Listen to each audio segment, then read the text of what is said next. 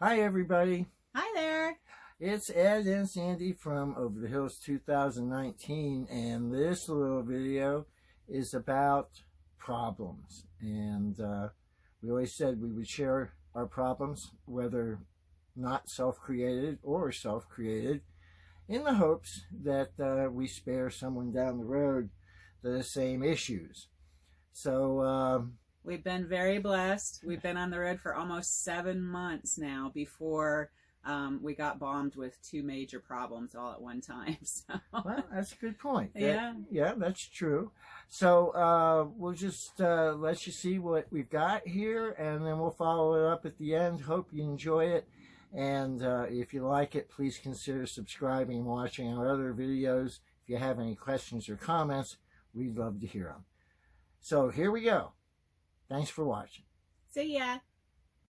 Hi, I'm Sandy. And I'm Ed. And this is General, our totally awesome water dog. We used to live on the Outer Banks of North Carolina, but one day we found both of ourselves unemployed. So we decided to take a chance. We sold everything, bought a trailer, and left to explore America. We're learning as we go along, but we still make mistakes. But we get a lot of things right too. So come join us as we learn to RV full-time, explore America, and share in our exciting journey of discovery. Our next adventure is just over the hills.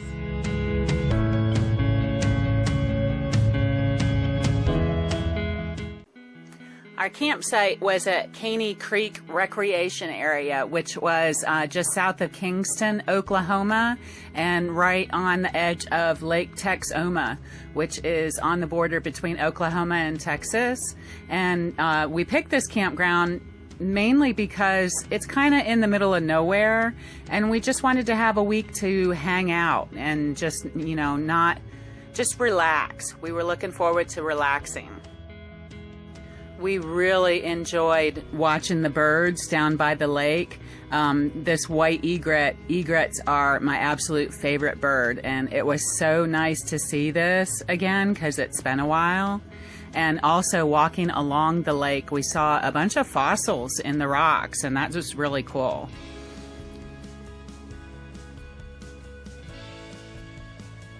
The current campsite that we're at, we have a ton of room. Now I've parked the truck right here, and the trailer is here. Sandy feels like I'm not out of the road enough. Now here's the road, okay, and I'm way over here. I personally think anybody, you can drive a trailer through here, no problem at all. But the point is, this lot is huge. It's absolutely huge. So what I'm going to do is I'm going to snake my truck up through these trees. She's sitting inside. And as I come up through here, she is going to see me doing that and wondering where the hell I'm going. I'm hoping it leads to some just goofy family entertainment, and we see where it goes. I'm sorry about my speech, but like I've said before in other videos, I'm on my bottom denture broke, and I'm using a spare, and it ain't pretty. But anyway. Alright, I've moved the truck all the way up into here. I'm just doing this to be a wise ass to see what he's going to say. But let's go back to the trailer and see what happens. Okay, we're going inside. Ouch. Okay, babe, I've got the truck off the road. Yeah, I saw that. It's way off the road. I thought I was waiting for you to hit a tree or something. Did I do good? Yeah. Woohoo!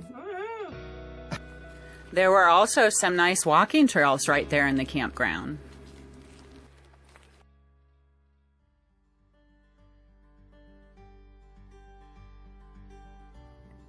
This guy's out for a walk. It's kind of over. He's chewing on a stick. Shandy's looking over what is going to be a gorgeous sunset on a lake that we're at in Oklahoma. Life is good. Life is just right. So finally, an RV park, so quiet.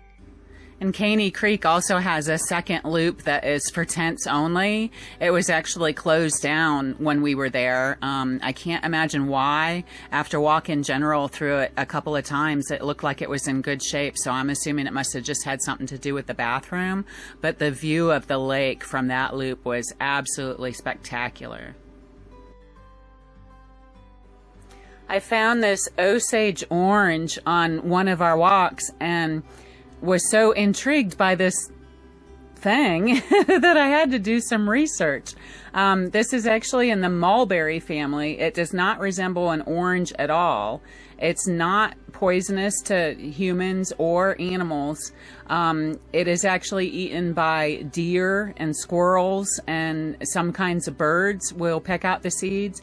But this thing is hard as a rock, and you actually have to run over it with a vehicle to get it open, unless you've got a good axe or something that you can cut it with. But that's usually how the wild animals get to them. They wait for them to be run over by vehicles, and then they go eat the insides. But an amazing little fruit. And the wood, I was reading about the wood, it's twice as strong as white oak.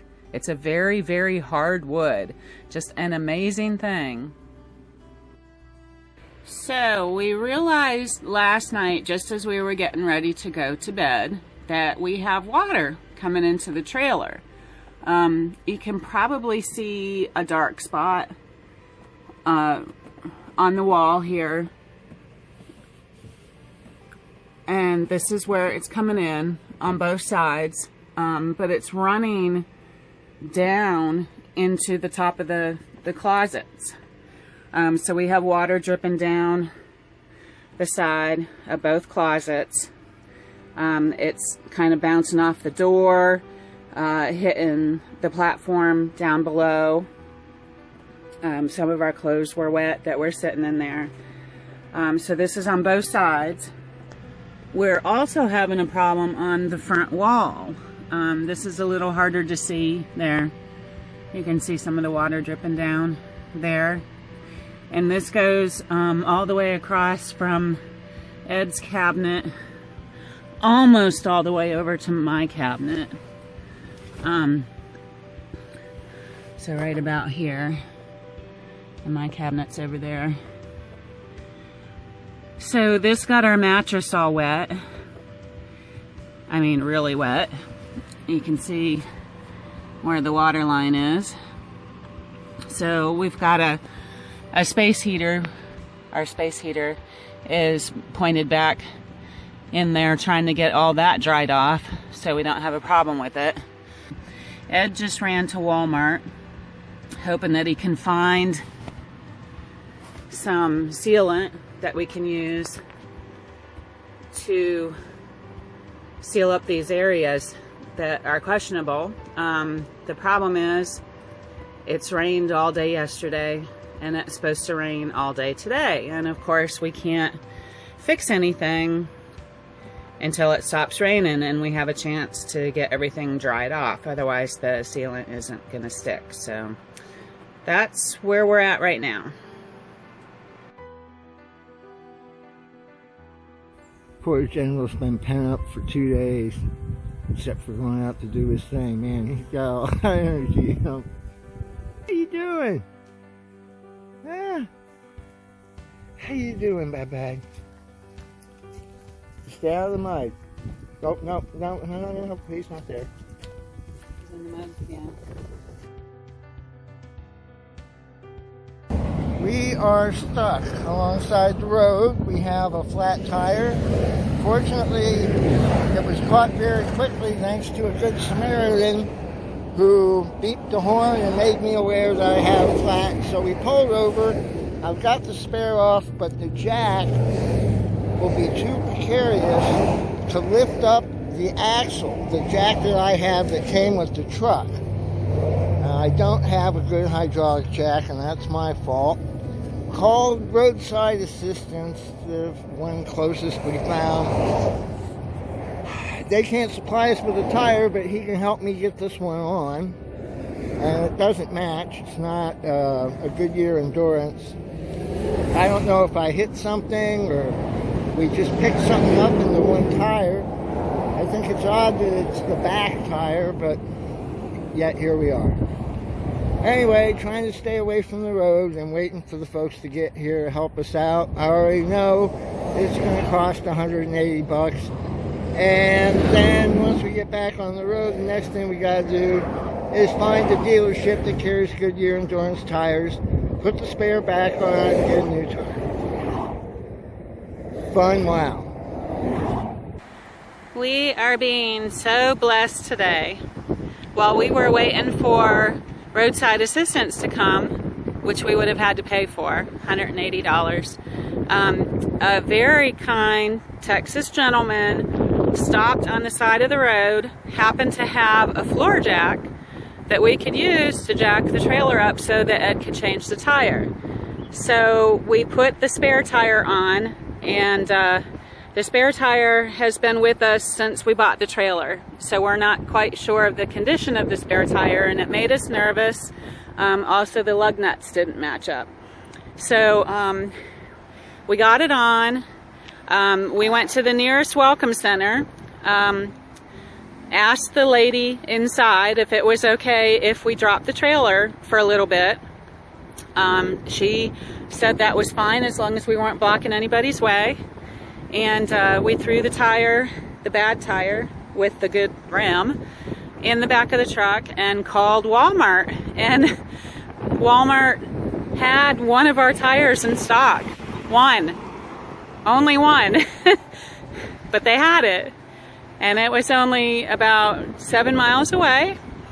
We're there now. They're going to be changing the tire for us. And we bought our own floor jack for $60.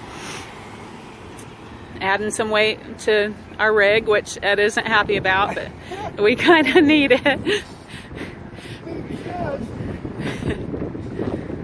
I just got all the weight distribution. I was so happy with the trailer. The truck was riding and everything, and I was going to do a video about that. Got rid of stuff we didn't need, shifted things around. It's a lot better, and now back. Here's another 80 pounds to deal with. Where I'm going to put it, I have no idea. I don't know. Maybe it'll lay on a queen bed between the two of us. But we are feeling very much blessed because everything is coming together smoothly. Our problems are getting fixed. Yes. Okay. And this is Sunday, when everybody should be closed or at home. Okay, wasn't that entertaining? And wanted to follow up afterwards with this little ditty about it all. First, the water leak. The water leak was persistent. We had a kind gentleman help us out. We had an RV guy on the roof. When we found out the first repair, we thought it was fixed. It wasn't. We had another guy up. He did some stuff, put more die-core down, and pretty good, but still no cigar.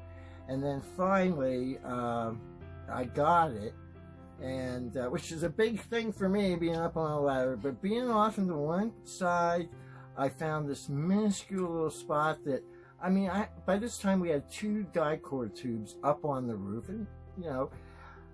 But anyway, water leaks can be persistent, and they can be tough to track down, because when they get in the roof, what I thought was coming in on one side really wasn't. It was coming in on the other side and traveling the width of the trailer and manifesting itself someplace else. Mm-hmm.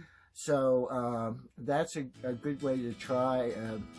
Just keep in mind that it does travel. It travels. And a good way to check is if you have the water available, to spray a garden hose around, but just don't dump the whole thing up there. You gotta do each little spot Did you get wet? No, all right, move on. Yeah, because sometimes ours was leaking after a very light rain, but after a heavy rain, we weren't getting anything. And that totally confused us too. Yeah, there didn't seem to be any rhyme or reason to it. But I attributed that to, you know, how you had the trailer set up each time, if it's just a little bit different. One time it was getting that particular spot where the water was getting in wet, and the other time maybe it was rolling away from there. But it's fixed now. And persistence. Persistence, that's right. And number 2 is our flat tire. Now, before we left, I wanted new tires on this used house trailer, and we purchased Goodyear endurance tires. They're the 14-inch that fit this rig, and we had that blowout. Sandy had asked the gentleman at the tire dealership what could have caused that. He looked at the tire and said, defective sidewall. Well, you know what? I had to take stock of myself. I mean, the other 3 are okay. And when I got checking, after we got settled in campsite, we got checking the tires, the air pressure was low. 10 pounds low on all the other 3 remaining tires, 15 on one. And what had happened was, so then I looked on the internet and Googled what causes tire failure. If they're underinflated, it builds up excessive heat in the sidewall, which leads to catastrophic tire failure. So I can't honestly fault Goodyear. I can only fault myself, because what happened is I just became complacent over the months. Every week we would get ready to move, I would take out my little air compressor and check the tires. It has a built-in gauge, and they were always at 65 psi. So I finally just said, I ain't gonna check them anymore. And I should have. It was my fault. And so please don't do that, folks. You have to check your air pressure. And by the way, since I've been doing that on a regular basis, I just make sure they're up to snuff, including the truck. No problems. Gee, go figure. Yeah, sometimes we would check that tire pressure and they'd be down to 60. You know, and he's checking it every week now. Sometimes they would be down to 60, and sometimes they would still be 65. So it's another variable. You know, sometimes they're going to go down and sometimes they're not. They'll be fine. I don't know whether, and I'm always doing a PSI check at cold where they've been sitting. So I don't know what it is. Just like Sandy says, I don't know whether it's the bumps and bangs of the road, the length of time you're traveling. Yeah. I do not know. But I do know I will always check the tire pressure before we move our rig, and that includes the truck. So again, we hope this has been helpful to you all. And if you have any questions or comments, we'd love to hear them. Suggestions on how to be better and would be great. And thanks so much for watching. And if you've enjoyed it, please check out our other videos if you haven't done so. Thanks so much, everybody. We'll see ya. Take care. Bye-bye.